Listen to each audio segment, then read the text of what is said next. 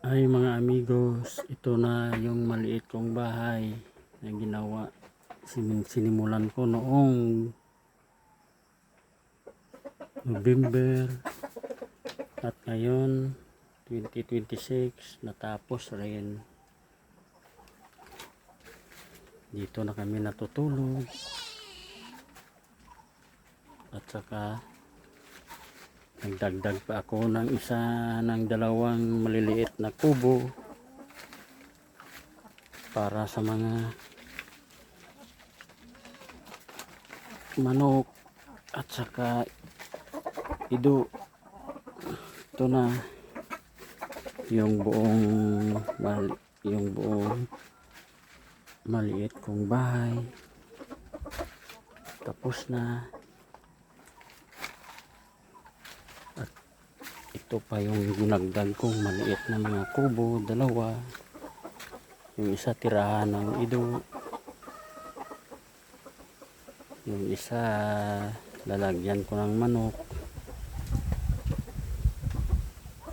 Ito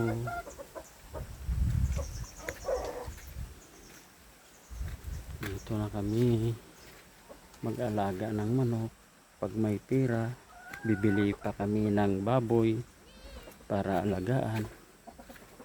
Ito yung paligid namin, mayroon ng kudal.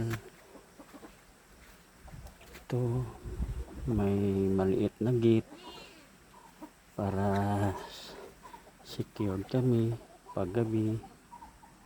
Ito na yung mga halaman namin, patula. Ito yung sa likuran banda, may kudal na rin.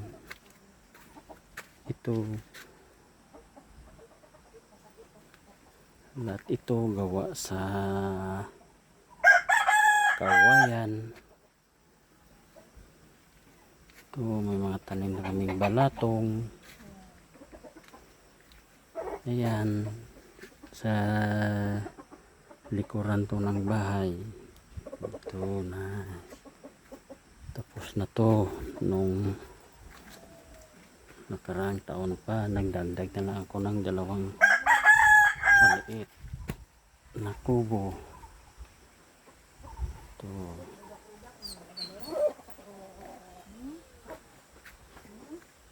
pag natapos naman to, dito ko naman ilalagay yung mga manok para paramihin. Ayan, ito yung mga manok namin.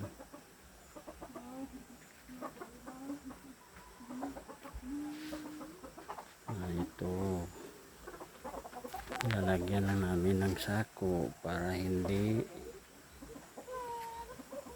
papasok yung ulan. Ito sa ilalim, lahat yan gawa sa kawayan.